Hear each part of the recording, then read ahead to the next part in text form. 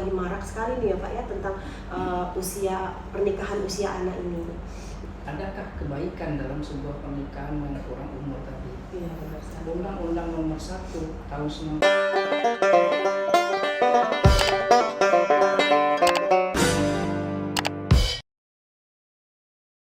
Jalan-jalan ke kota Jambi, mampir sebentar ke Masjid Raya. Jumpa lagi dalam acara podcast DP3AP2 kali ini bersama saya Reski Darosa. Assalamualaikum warahmatullahi wabarakatuh. Waalaikumsalam. Sobat DP3AP2, pagi ini kita sudah kedatangan narasumber dari Kemenak Provinsi Jambi dan dari Dinas Pemberdayaan Perempuan, Perlindungan Anak dan Pengendalian Penduduk sendiri. Kita sudah hadir di tengah-tengah kita Bapak Raflizar SKM MKes selaku Kepala Bidang Perlindungan Anak. Jadi pagi ini kita mau berbincang-bincang atau ngobrol santai Pak tentang pernikahan usia anak nih Pak, karena tidak bisa kita pungkiri sekarang memang lagi marak sekali nih ya Pak ya tentang pernikahan usia anak ini. Usia 14 tahun itu kan masih usia anak, dan sudah banyak sekali anak-anak di usia 14 tahun yang sudah menikah. Padahal seperti kita ketahui kan usia 14 tahun itu kan belum bisa tercatat di pengadilan agama ya Pak. Jadi itu mau kita berbincang-bincangkan sedikit. Tapi sebelumnya saya ingin memperkenalkan dulu Bapak Fatahudin selaku Kabid Urais Kanwil dari Kemenak Provinsi Jambi ya Pak ya. Pak Fatahudin SAG MPhil I. Jadi ini Pak yang mau saya tanyakan, regulasi pernikahan usia dini itu gimana Pak? Jadi begini, ya.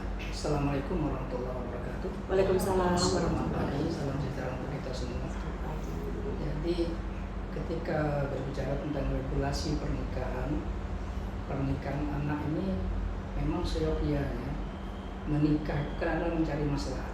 Iya. Artinya ketika rukun syarat terpenuhi maka nikahnya sah. Iya. Cuma ada maslahatnya. Nah, ketika maslahat itulah yang diatur. Adakah kebaikan dalam sebuah pernikahan yang kurang umur tadi? Iya, benar sekali. Undang-Undang Nomor 1 Tahun 1974 telah mengatur bahwa pernikahan itu untuk laki-laki itu usianya minimal 19 tahun. 19 tahun untuk laki-laki ya Pak ya? Kemudian perempuan itu usia minimal adalah 16 tahun. 16 tahun. Itu Undang-Undang Nomor 1 Tahun 74. Tahun 74. Kemudian itulah diusahakan oleh Kementerian Agama bagaimana menaikkan batas minimal tadi Dari usia pernikahan anak tadi ya? Usia minimal tadi, maka di tahun 2019 sudah muncul terbit Undang-Undang Nomor 16 Tahun 2019 yang mengatur bahwa usia laki-laki dan perempuan itu minimal 19 tahun. 19 tahun. Memang jauh kurang dari ideal. Iya. Keinginan kita kalau bisa usia itu mungkin ya Lebih di atas dari itu ya Pak ya? lebih dari 21 tahun atau mungkin 25 tahun sehingga memang siap semua mentalnya, siap Finansialnya pun ya finansialnya Pak? sudah, iya. Minimal kan kita ingin anak-anak kita ini sudah tamat S1. Kalau tamat S1 kan mungkin sudah lebih dari 20 Udah kerja tahun, minimal udah ya Pak ya? sudah, sehingga itu. Cuman ya negara tetap memperhatikan bahwa ada regulasi yang mengatur bahwa usia minimal sekarang ini adalah 19 tahun. Jadi sejak terbitnya undang-undang tadi ya Pak ya, yang tahun 2019 tadi, apakah ada penurunan angka pernikahan pada anak itu sendiri Pak? Karena kan di sini saya kebetulan ada data nih Pak, data tentang ini jumlah nikah berdasarkan usia kurang dari 19 tahun nih Pak. Ini untuk periode tahun 2020 sampai dengan 2023. Di sini yang paling tinggi ini angkanya di Kabupaten Tanjung Jabung Barat Pak. Di sini saya lihat di tahun 2003 saja nih Pak ya, yang perempuannya ini ada 78 orang yang menikah di usia 19 tahun. Kalau melihat angka itu sejak diterbitkannya undang-undang yang tadi Bapak bilang tahun 2019, sepertinya belum ada penurunan atau pengurangan seperti itu Pak. Gimana tuh Pak? Jadi ini data nikah ini tadi setelah berubah dari 16 menjadi 19 tahun, ya kita berharapnya tidak ada nikah di bawah umur. ternyata perubahan itu malah meningkatkan jumlah. Karena kalau dulu usia itu 16, di bawah 16 baru dicatat. Kalau sekarang udah di atas 16 mau tidak mau sudah dicatat. Karena di bawah 19. Jadi usia kalau dulu sebelum undang-undang ini terbit yang dicatat itu adalah usia di bawah 16 tahun yang perempuan. 16 tahun. Setelah umur 16 tahun dia tercatat bukan yang di bawah umur nanti ya Pak. Nah, setelah berubah jadi undang-undang nomor 16 ini malah jadi tambah datanya. Kemudian yang kedua, ini kan kita juga ada perbaikan sistem di Kementerian Agama. Salah satunya apa tuh Pak? Jadi sekarang kita tuh ada namanya SIMKA, Sistem Informasi Manajemen Nikah. Sistem informasi. Kalau dulu mungkin banyak pernikahan tuh yang mungkin terlewat tercatatkan. Nah, sekarang dengan SIMKA ini kita kan lebih mudah, serba digital. Sehingga memang kemajuan digital ini lebih valid, data yang diterbitkan itu lebih valid. Sehingga ada nampak data-data yang jumlah banyak. Tapi jumlah banyak itu belum tentu peristiwa itu terjadi tahun ini. Itu ya Pak ya. Karena apa? Ada beberapa peristiwa nikah itu hasil dari isbat. Itu makanya angkanya jadi tinggi itu Pak ya. Dia baru dicatatkan di tahun 2003, sehingga makanya jumlahnya di tahun 2003 kok banyak sekali.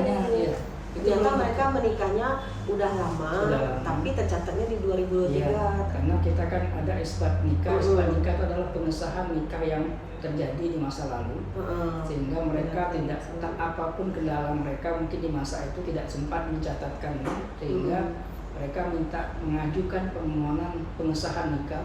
Itu namanya proses isbat tadi. Nah, setelah isbat tadi keluar putusan pengadilan, maka di sistem kami mencatat bukan usia saat mengajukan, tapi usia saat akadnya dulu. Makanya dia tercatat di tahun 2023 ya Pak ya. Di tahun 2023 ini ada beberapa peristiwa. Sebenarnya kalau usia aslinya mungkin sudah lebih dari 19 tahun. Tapi karena mereka dicatat berdasarkan peristiwa yang terjadi masa lalu, maka mereka tetap dianggap itu seperti nikahnya di bawah umur. Gitu. Karena kan kalau ngelihat data itu, wah tinggi sekali nih, ngeri, berarti tidak ada perubahan setelah keluarnya undang-undang yang diberlakukan. Ternyata itu dicatatkan dari peristiwa yang telah berlalu seperti itu ya Pak. Baik, mungkin mau tanya juga nih ke Pak Hafiza selaku Kabid Perlindungan Anak nih Pak. Nah, tanggapan Bapak nih menanggapi tentang usia pernikahan anak, ada tidak perlindungan khusus pada anak yang menikah pada usia anak ini Pak? Baik, Assalamualaikum warahmatullahi wabarakatuh. Pernikahan dini atau pernikahan anak satu hal yang menarik kita bicarakan saat ini. Kita tahu bahwa pernikahan anak atau pernikahan dini ini sudah sangat mengkhawatirkan. Data 2021 sudah 60.000 perkawinan anak. 2022 55.000, artinya ada penurunan tapi sedikit ya Pak. Kita lihat dampak-dampaknya juga cukup luar biasa. Dampak negatif dari pernikahan ini. Kita ketahui bahwa salah satu tugas dan fungsi kita dari Dinas Pemberdayaan Perempuan dan Perlindungan Anak adalah bagaimana kita melindungi hak-hak anak. Di situ ada hak anak yang perlu kita lihat di situ, terutama berkaitan dengan hak untuk berkaitan dengan kesehatan, stunting yang menjadi prioritas nasional saat ini. Berpengaruh sekali itu Pak ya. Berpengaruh terhadap terutama pernikahan ini.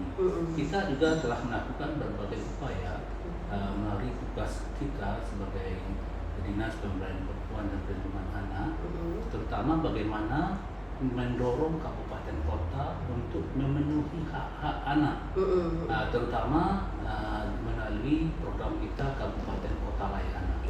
Alhamdulillah tahun 2023 Kabupaten Kota Layak Anak kita meningkat. Sebelumnya Kabupaten Kota Layak Anak kita baru 7 kabupaten kota. 2023 meningkat menjadi 9 kabupaten kota, Kabupaten Kota Layak Anak. Salah satu kita upayakan bagaimana mencegah perkawinan anak itu, mendorong kabupaten kota terutama komit. Maka kebijakannya Pak Bupati, Pak Wali Kota, komitmen mencegah perkawinan anak karena dampaknya cukup luar biasa. Negatifnya banyak sekali, terutama berkaitan dengan kesehatan, stunting, kematian ibu, kemudian dampak ekonomi, kemudian berkaitan dengan hak-hak anak juga, hak memenuhi pendidikan juga akan terancam kalau dia nikah dini. Jadi kita upayakan, terutama beberapa kabupaten kota telah mengupayakan hal-hal seperti itu, mencegah perkawinan anak.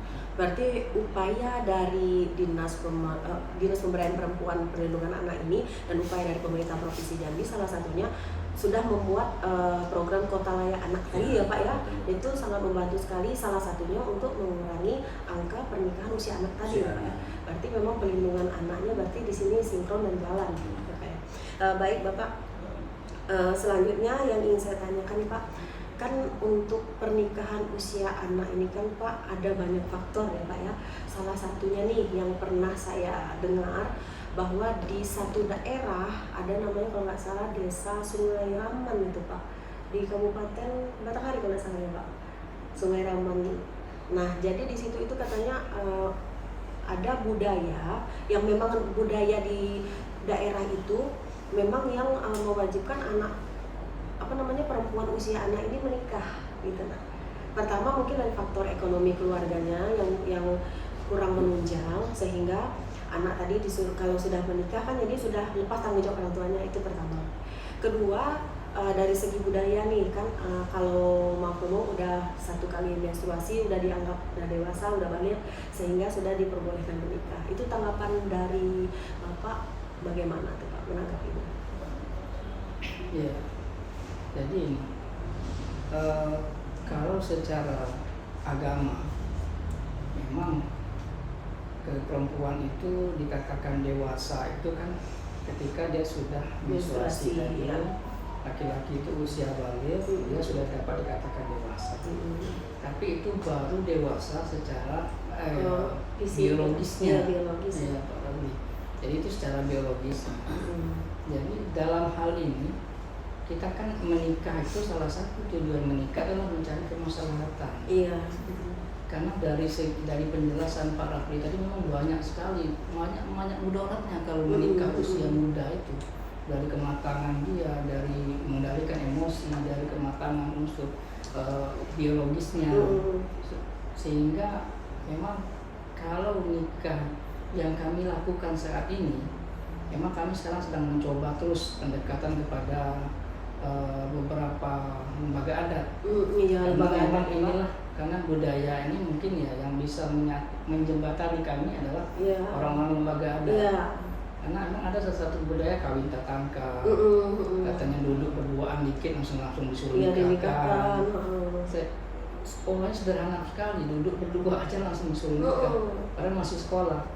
Kami juga mendorong pemerintah daerah tuh untuk wajib belajar 12 tahun ya. Karena kalau sudah wajib belajar 12 tahun itu berhasil, itu saya yakin anak-anak tuh nggak ada lagi usia yang menikah di usia anak itu, karena emang sudah 18 tahun ke atas 18 tahun sudah.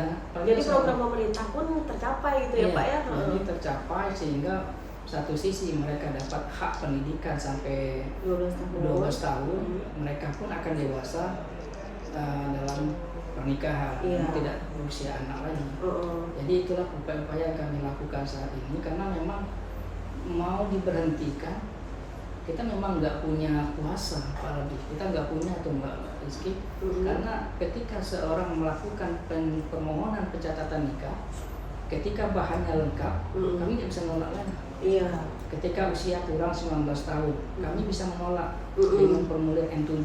Kami tolak keinginan mereka untuk menikah muda, tapi mereka punya hak mengajukan ke pengadilan agama, sehingga keluarlah dispensasi menikah tadi. Ketika dispensasi dibawa ke KUA, maka KUA melaksanakan perintah amar putusan dari pengadilan tadi, maka itulah ini yang nikah yang tercatat tadi. Cuman kita sekarang terus mencoba untuk bagaimana mencerdaskan masyarakat Jatim agar menunda nikah untuk keselamatan dan kesejahteraan mereka sendiri. Bertanya lagi ke Pak Rafli ini Pak, menanggapi tadi kan kita membahas masalah budaya nih tadi Pak. Budaya ada di suatu desa yang di budayanya mewajibkan yang usia anaknya udah menikah gitu kan, yang usia yang saya bilang tadi udah balik, dia sudah diwajibkan menikah. Dan seperti dibilang Pak Taudin tadi juga, ada yang namanya bekerja sama dengan lembaga adat, berarti kan itu hukum dari desa setempat gitu kan. Nah itu untuk perlindungan anaknya itu Pak, kan ada hukum desa setempat itu, apakah itu anak itu dilindungi dengan seperti yang cerita Pak Taudin tadi kan, duduk berduaan saja dinikahkan, berarti itu kan untuk perlindungan anaknya gimana itu Pak? Cuma duduk berduaan aja udah dinikahkan, sementara mereka usianya kan belum cukup untuk usia menikah, tapi mereka dipaksa menikah karena katanya ketangkap gitu kan. Nah, itu gimana tuh Pak, tanggapan Bapak? Baik, terutama pada intinya kita bagaimana mencegah perkawinan anak. Iya, Bagaimana kita mensosialisasikan, memberi edukasi kepada masyarakat, mencegah terjadinya perkawinan anak. Kemudian kita memberi apresiasi juga regulasi yang telah dibuat melalui Kementerian Agama juga tadi, melalui Undang-Undang Nomor 16 2016 tentang usia perkawinan anak. Iya. Diapresiasi, tapi tidak lepas putus sampai di situ. Lalu tanpa kita melakukan upaya pencegahan, karena perkawinan anak yang banyak terjadi tadi kan, itu tadi karena ketangkap, karena sudah hamil. Ini persoalan bukan sepele itu, tapi sangat rumit. Terutama bagaimana dia sudah hamil duluan tadi. Itu ada salah satu beberapa faktor diantaranya ekonomi, pengetahuan si anak, dukungan sosial budaya setempat dan lain sebagainya. Ini adalah tugas kita bersama mencegah hal-hal ini terjadi sehingga menimbulkan perkawinan anak yang sangat merugikan, terutama di sektor kesehatan, sektor pendidikan, sektor ekonomi, masa depan anak, masa depan bangsa. Anak adalah harapan bangsa. Inilah anak ini adalah yang akan menggantikan kita karena masa yang akan datang. Jadi tentunya harus berkualitas. Berarti dari sebab-sebab yang Bapak sampaikan tadi, ada unsur keterpaksaan pada anak ini kan Pak, berarti kan? Karena dia dinikahkan itu kan karena dia tertangkap misalkan, dia lagi duduk berduaan, kan ada unsur keterpaksaan. Yang tadinya sebenarnya mereka ini kan gak mau nikah nih, belum siap juga buat nikah, tapi mereka secara adat dan budaya terpaksa dinikahkan karena aturan dari adat dan budaya itu tadi. Ini yang harus kita atasi sekarang ini. Jadi perlindungan anaknya itu gimana tuh Pak? Ini termasuk kekerasan terhadap kekerasan terhadap anak berarti ya Pak ya? Ini adalah salah satu kasus kekerasan terhadap anak. Bagaimana anak itu dipaksa nikah. Iya, harusnya kan di musyawarah desa dulu gitu ya Pak ya? Harus kita musyawarahkan bagaimana supaya jangan terjadi perkawinan anak ini. Dan ini salah satu unsur, sudah masuk unsur kekerasan terhadap anak. Yang belum sewaktunya untuk dinikah dan si anak itu tidak mau menikah, itu adalah salah satu unsur. Karena lagi duduk berdua, faktor adat dan budaya. Yang perlu kita lakukan pencegahan. Nah baik, mungkin lanjut ke pertanyaan ke Pak Taudin. Ini agak panjang ya kayaknya kalau manggilnya Pak Taudin, yang akrabnya dipanggil apa nih Pak? Biasa, ya Pak Patah. Oh Pak Patah ya Pak ya. Ini mungkin pertanyaan selanjutnya buat Pak Patah. Ini program penanganan nikah usia dini dari Kemenak itu apa Pak?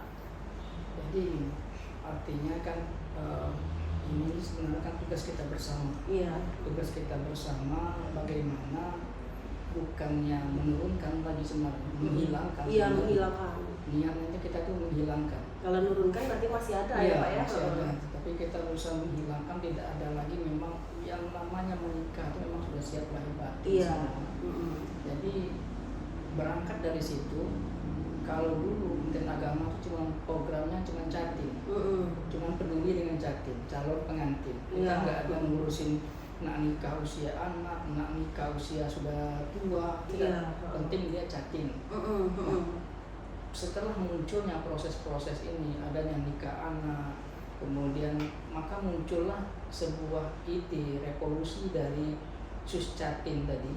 Kalau dulu namanya Suscatin, kini kursus calon pengantin itu kita revisi, direvolusi jadi bimbingan perkawinan.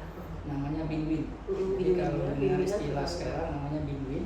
Nah, binwin ini tidak khusus kepada calon pengantin, tapi sudah mengarah kepada pertama adalah mencegah kawin anak. Iya. Dengan nama programnya adalah BRUS, Bimbingan Remaja Usia Sekolah. BRUS, Bimbingan Remaja Usia Sekolah. Jadi BRUS ini adalah targetnya adalah para remaja yang sedang duduk di bangku sekolah. Bagaimana mereka tuh mengenal jati dirinya dan tidak cepat untuk menikah.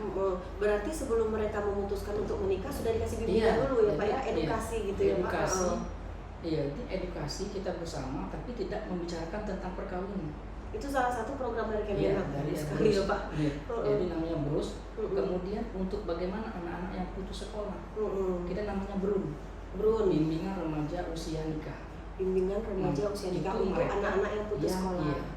Anak-anak yang putus sekolah dan dia belum mau nikah, diarahkan juga bagaimana mereka tuh menikah tuh jangan cepat-cepat juga.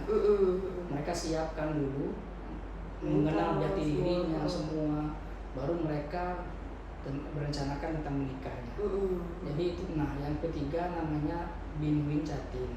Itu memang khusus untuk yang calon pengantin. Kemudian kita ada pendampingan. Nah, ini yang sudah terjadi Pak Rapli. Jadi istilahnya untuk remaja yang sudah harus terpaksa menikah di usia muda, itu kita ada namanya pendampingan. Pendampingan tadi. Jadi mereka tuh tidak mungkin di pemain perempuan mungkin lebih pas nih, karena emang ada yang sudah terjadi, mereka perlu pendampingan. Artinya dari sisi agama. Kita ada penyuluh, ada pemuluh di KUA itu, dan mereka tuh siap. Dan mereka sudah beberapa orang sudah dilatih untuk mendampingi mereka. Artinya menguatkan mereka yang sudah menikah tadi dalam usia muda, bagaimana menjaga emosinya, bagaimana mungkin diberikan kekuatan mental dari segi rohaninya, sehingga ya, berharap sih anak yang dikandungnya sehat, dan tidak stunting. Tidak mengalami stunting. Balik lagi ke situ ya Pak, ya, memang nampaknya sudah down, sudah apa? Iya, banyak sekali. Banyak imbasnya nanti. Nah itu yang kita coba dari agama tadi ya, kita mencoba menurunkan lagi, mencoba menghilangkan dengan program-program itu, sambil kita terus sosialisasi.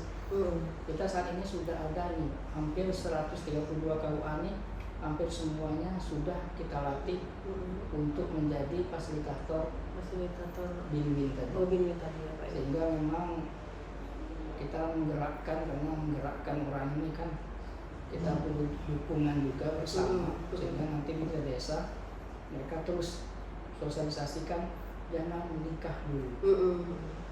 Ya, ayo cegah perkawinan anak, karena dulu saya ingat tahun 2021 Pak Ratna, kita hari anak di kantor gubernur itu kerjasama Kementerian Agama dengan Dinas Pemberdayaan Perempuan, cegah perkawinan anak.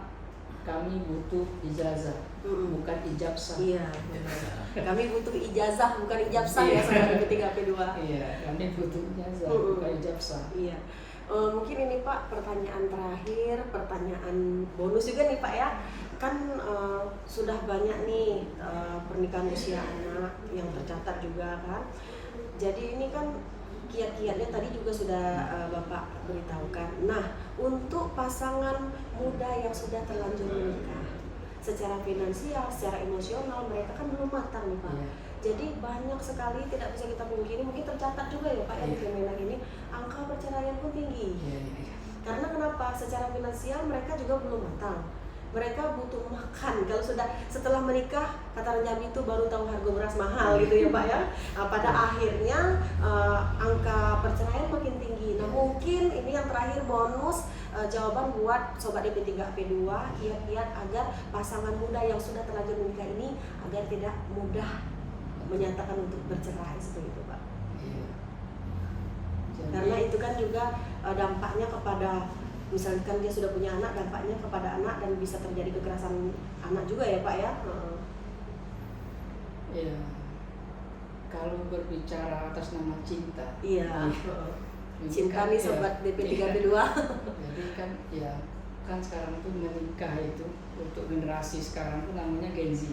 Gen Z, generasi Z, generasi Z itu tadi. Sekarang itu kan malah muncul New Gen Z. New Gen Z. Ya, jadi mereka menikah itu kan banyak tuh karena bucin. Bucin ya.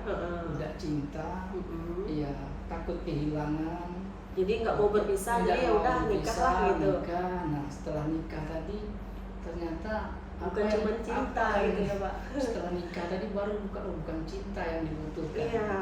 Banyak faktor. Banyak faktor-faktor. Jadi pesan kami kepada yang telah menikah, iya, ilmu rumah tangga itu kan bukan barang mati. Artinya bisa dipelajari, bisa ditingkatkan. Ini yang sudah nikah nih, yang sudah nikah tidak terlanjur nikah muda tadi. Iya, mari bersama-sama jadikanlah pasangan itu yang terbaik di antara yang terbaik. Terbaik di antara yang terbaik. Iya. Jadi kalau komitmen awal mereka karena cinta tadi, tetaplah tumbuhkan cinta tadi tapi diwarnai dengan agama. Sehingga biarpun belajar dari orang tua kita dulu, yang banyak nikah muda tapi awet saja. Iya, benar. Karena mereka munculnya cinta setelah menikah. Kalau sekarang bagaimana cinta tadi tetaplah jadi cinta bersama. Dan untuk yang belum menikah, pesan kami ya kalau bisa jangan nikah muda ya Pak. Jangan nikah muda, tunjukkan dulu potensi dirinya, sehingga biarkan pasangan itu memilih kita karena kita yang luar biasa. Karena kualitas juga ya Pak ya. Gitu. Baik, jadi gitu ya Sobat DP3AP2. Kalau sudah terlanjur menikah atas dasar karena cinta, berarti komitmen awalnya adalah cinta, maka dipupuklah cinta itu dari awal sampai akhir. Karena menikah itu adalah belajar seumur hidup ya Pak ya. Nah, kalau sudah terlanjur menikah, sedapat mungkin dibina rumah tangganya, jangan sampai berpisah, karena yang pada akhirnya menjadi korban adalah anak-anak. Kalau udah korbannya anak-anak, tentu akan terjadi kekerasan pada anak. Itu nanti beralih ke Pak Raplizar ya Pak ya. Mungkin iya, perbincangan kita mungkin udah sampai di sini, cukup sampai di sini Pak. Sebelum kita tutup, saya ingin mendengarkan sedikit statement closing dari Bapak, singkat saja. Nah, jadi mungkin para generasi muda, generasi muda, tunjukkan pesona dirimu. Tunjukkan pesona dirimu. Iya. Dan sehingga jangan khawatir tentang pasanganmu. Karena ketika pesonamu bersinar dengan terangnya, maka akan banyak pasangan, akan banyak pesona-pesona itu yang akan datang, akan banyak kumbang-kumbangnya mungkin akan datang banyak yang akan mencari dirimu. Jangan terlalu cepat ya. Ya itu. Pesan. Baik Bapak, sangat bagus sekali statement closing dari Bapak. Saya pun sedikit terharu mendengarnya Pak. Mungkin saya tarik kesimpulan dari statement closing yang diberikan oleh Pak Patah tadi. Buat generasi muda, generasi Z ya Pak ya, generasi Z, jangan takut untuk tidak menikah. Tunjukkan saja jati dirimu, tunjukkan kualitasmu. Nanti kumbang-kumbang sendiri yang akan datang menghampirimu. Mungkin hanya itu, sekian podcast hari ini. Saya ucapkan terima kasih dan wabillahi taufiq wal hidayah. Wassalamualaikum warahmatullahi wabarakatuh.